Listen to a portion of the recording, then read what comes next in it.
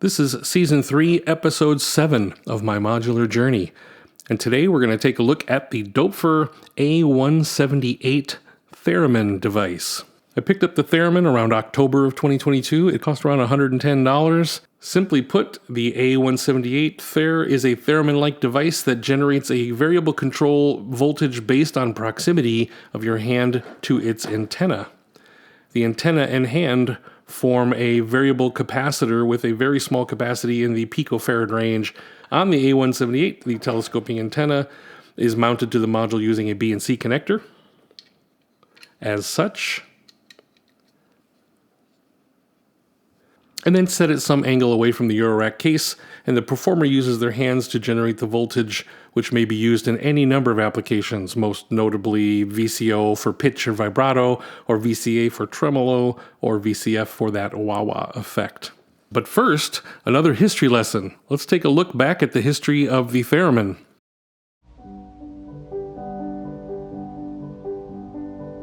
Touted as the world's first electronic instrument and originally known as the etherphone, the theremin was invented by Russian physicist Lev Sergeyevich Theremin in 1919. We Westerners just call him Leon Theremin. Performers using this instrument are known as thereminists, who typically use both hands, one to control the oscillator's frequency and pitch, and the other to control the amplitude or volume. Hollywood or movie sound makers used a theremin when they wanted to convey spooky, eerie, or creepy scenes in their movies or in audio recordings. I mean, I guess no one ever really heard an electronic slew or portamento before this.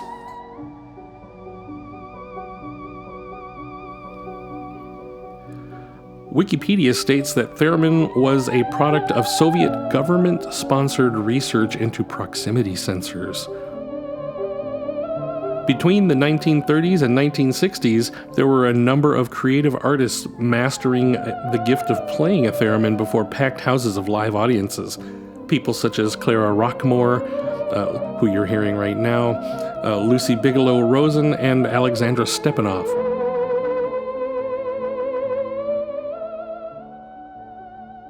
By the 1950s, the theremin was said to fall into disuse because so many other electronic instruments were being invented that were just simply easier to play. And if you have not played a theremin, you may not understand how difficult it truly is, but more on that later. The theremin became a niche hobbyist project for many, including a guy named Robert Moog. Some of you might recognize that name. Moog's Ethervox came from his interest in the etherphone device. In modern times, there are many variations of the theremin, including today's topic, the Doepfer A-178, which can be purchased as a pair to simulate the pitch amplitude functionality of the classic theremin device. One of my favorite descriptions of the sound of a theremin comes from a critic named Harold Schonberg, who said, "The theremin sounds like a cello lost in a dense fog, crying because it doesn't know how to get home." That is beautiful. And pretty precise. And finally, one of the most notable uses of theremin in pop music, in my life anyway, was the Beach Boys' Good Vibrations. I'll throw a link to that song in the description. My favorite, though, is Jimmy Page of Led Zeppelin in The Song Remains the Same, playing a theremin-like device during Whole Lotta Love. As far as specs go, the module is 8 HP wide and comes with 2 CV outs that are internally linked and 1 gate out. The CV circuit has an offset knob for setting the null point, as they call it, or where the voltage is as close to zero as you can get when your big fat hand is nowhere near the antenna, at least 30 centimeters away. You can tune the offset visually by watching the plus-minus LEDs here, and then comparing if it's truly at 0 volts using these indicators. Otherwise, you have to take the module out and fiddle with some of the trim inductors on the back here, which sounds pretty scary to me, so don't do that.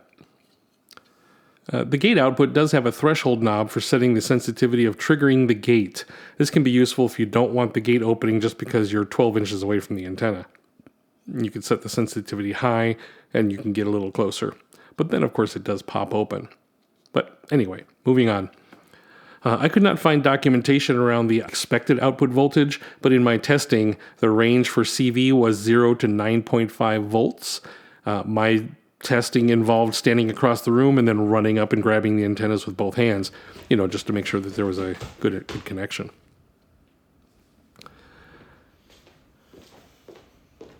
The A-178 also comes with a telescoping antenna, which is around 24 inches long, fully extended, and maybe 8 inches long folded up. It has a standard BNC connector, which locks onto the male adapter sticking out of the top of the module. Can't miss it. There is let me see if I can get in here close enough. Maybe not. There is a tiny Phillips screw head right here on this antenna that you can tighten up a little bit. Don't tighten it too much. Because my antenna was flopping down, like as soon as I got vertical, it would just flop. So you can just tighten this little screw up a wee bit and get it to stop flopping around. Why I chose the Doepfer Theremin? Because I have always wanted a Theremin device, if nothing more than a conversation piece in the studio. I just never made the purchase, and when I saw this inexpensive $110 module, I thought, why not? Give it a try. I do not know if the modular version of it functions exactly like the actual Theremins do, and perhaps I will never know, as I no longer plan to buy a Theremin. There are likely other manufacturers of THER-like modules out there, but like the TRC, I stopped looking past Doepfer because I really am a fan of their modules. How I plan to use the Theremin: contrary to the immense popularity of Theremin being used as a melody-making instrument, my actual use case is more for the many other aspects that the generated variable control voltage can modulate, such as cutoff frequencies, or generating a gate, or starting or stopping a sequencer with the wave of my mighty hand. All of these non-pitch based concepts are why I wanted a modular version of this device, although if I ever get steady hands, I may dabble with trying to learn precise melody creations as well. And with that, let me get this in the rack while you sit there and do absolutely nothing.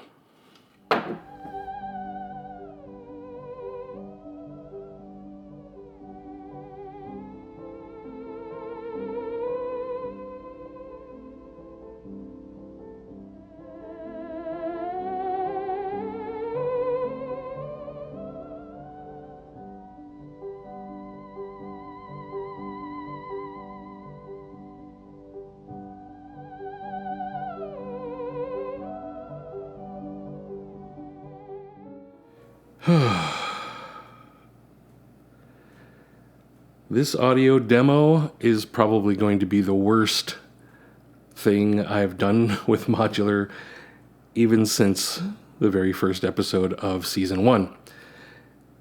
And the reason why is because either there is something wrong with both of these Theremin modules, or maybe I just don't know how to use these. For instance, my TRC demo with the ribbon controller under here, that was not so good either as far as the demo goes, because all I did was squeak and make noises. This is even worse. I think the only way to really explain that is to just show some of the problems I'm having. And so I set up the camera, the iPhone camera, right here, right in front of data, so I can display data in a small window down here.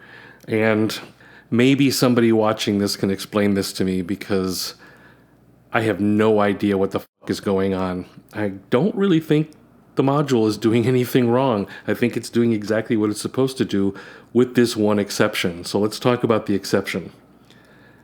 Keep an eye on the green trace on data.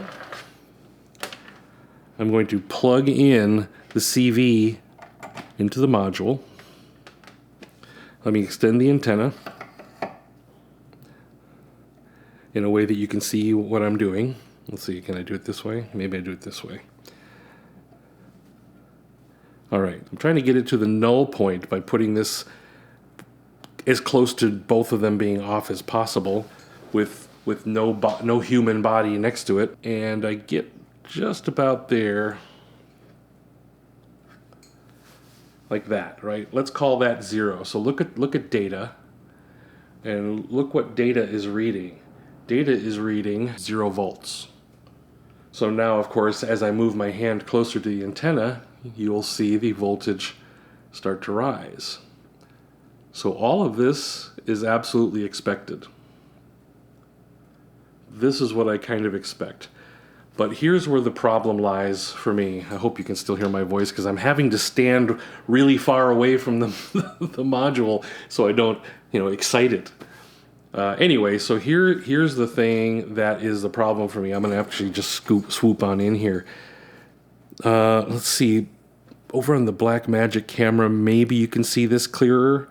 But right now I'm at just a hair above the 5 in the offset knob. But if I even so much as touch this offset knob, like literally rotate it 1 degree in either direction, watch the green voltage on data.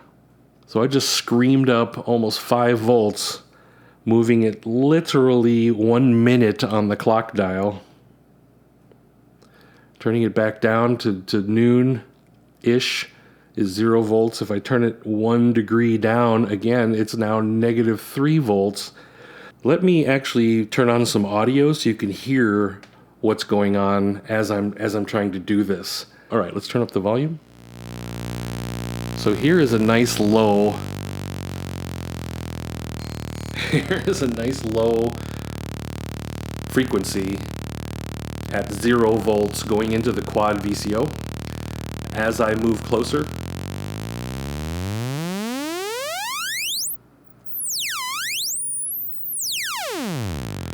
so again, all of that is expected.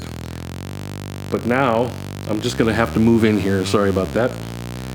This is now my body interacting with the antenna.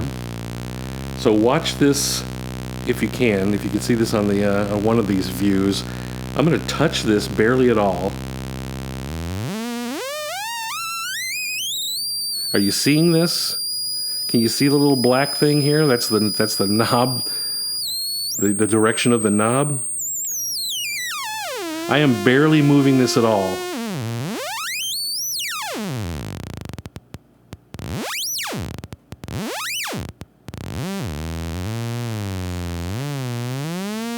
So the point of that is, this is supposed to have I think a negative 10 to a positive 10, so a 20 volt sweep, but it's all within about 10 degrees of this dial out of 360 degrees of a circle. It is literally between here and here that all 20 volts are being sent to the CV. And I don't know why.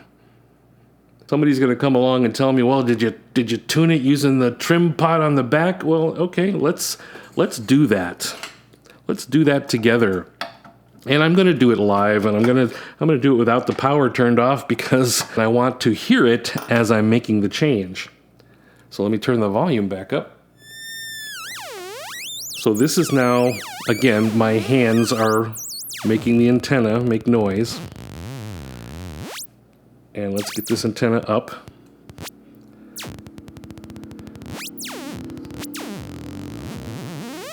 Let me get it to a place where you can hear it. So this is what I mean by this is going to be the worst demo ever, because it's just going to be me squealing while I'm moving this antenna around. All right, so I got a really tiny, can you see this? I got a little tiny screwdriver here. And right here is a little trim pot. And what this trim pot, according to the manual, does is it helps you find that null point in the middle. It doesn't lower the scale or the range of the voltage. It changes the center of the 1 degree ability to change voltages. So I'm going to turn this down a little bit. So what I've just done is I've raised the center up. Now I'm going to turn it clockwise. And I'm changing the center counterclockwise. But that's not what I want. All right, so, and I know there's a second trim pot in there, but the manual doesn't show anything about it. And that is probably the only complaint I have about Doepfer modules, is their manuals are garbage. They generally say, this is just like the other module that we've now completely redesigned, and nothing at all about it is the same, but, you're smart, figure it out. And that's just the problem, is because I'm not smart, and I can't figure it out. So here we are with a module that seemingly does what it's supposed to do. Again, watch the LED for data.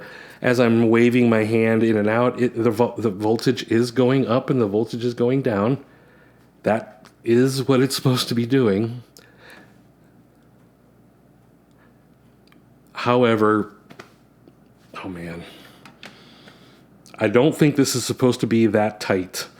Let me talk about the other really surprising problem that I ran into that actually caused me to stop filming this episode 4 months ago. And that was, so you see this one Theremin is down here in this little tiny case. And that is because when it's up in the rack where I want it, you know, up top there where I want it, well, it's just above the camera here, the other modules around it are, I don't know if they're noisy or if they're just putting off a lot of RF. I'm not sure what's going on, but this Theremin warbles a lot like it's got a bad circuit. It just, even when I'm nowhere near the rack. And just today, I noticed while I was across the room, nowhere near it, this was throbbing, on a cycle in the same tempo as the Tempe module up there, as its clock pulses were pulsing. So somehow this thing is picking up other modules' frequencies, and I guess that makes sense. I mean, that's what it does, right? So if it's near something else that puts out a radio frequency, it's probably going to affect how this thing works. So in the manual for this, it does suggest that it go at the top of the A100, at the extreme left and right of the A100, away from other modules, or at least, I don't know. I'm not really sure how that works out, because again, it wasn't very detailed. It was just a little picture that says, hey, put them up here. That's where we recommend you put them, up here. But are they saying put them? Are they saying put them up there away from everything else, so it's in a case all by itself, like this? Because if that's the case, this is useless to me, and I will not be using them. And so here's one more surprising little thing I'll show you right now. Let me turn up the volume again. So let me turn up the offset. All right, so here's me sitting 2 feet away. I'm moving my hand just a little, and you hear it slightly going out of pitch. However, now let me pull this thing away from the case over here. So I'm now going to push it towards the modular.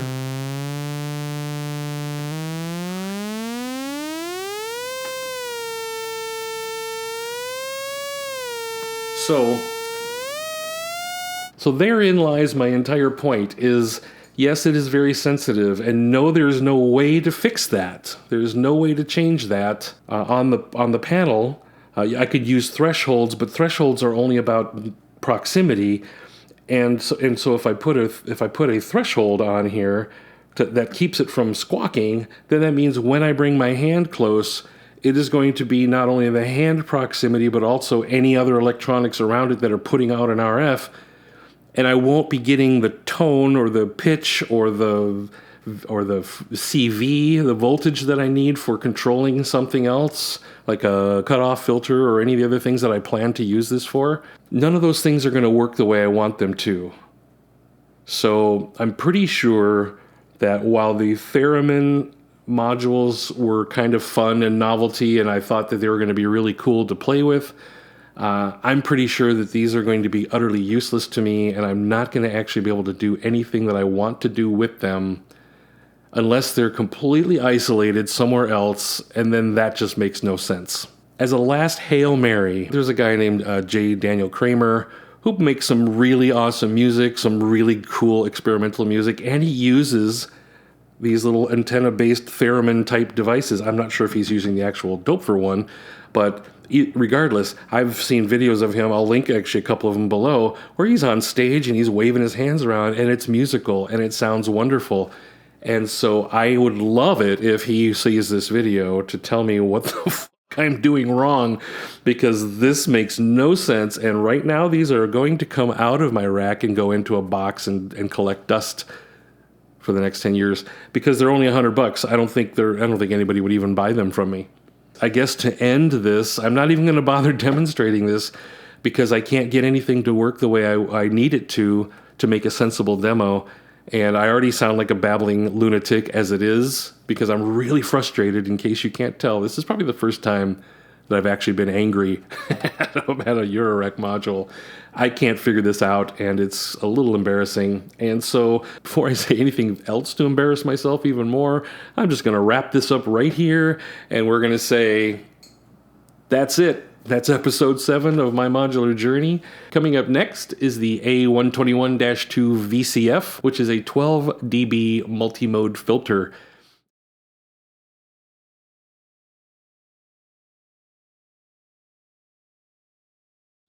Hey everyone, I just wanted to shoehorn in this little addendum to that last episode, because things got a little dark for me. I don't normally get that kind of frustrated, but I didn't want to cut out a lot of that content because it was real and it was raw, and I was truly frustrated and, I don't know, disappointed and confused and didn't know what to do. The thing I've learned, though, is it is definitely not the Doepfer modules. So that's what I wanted to really say, is that this was not a shit on Doepfer video. This was a newbie Eurorack person who doesn't know how to play a theremin at all. And so I just wanted to kind of throw this in here to say, please don't walk away from this with the wrong impression. I absolutely love Doepfer modules. They're right up here in my rack. I got a bunch of them, and we're about to do some more episodes on that. So I guess stay tuned for that. And thank you. Thank you as always for watching.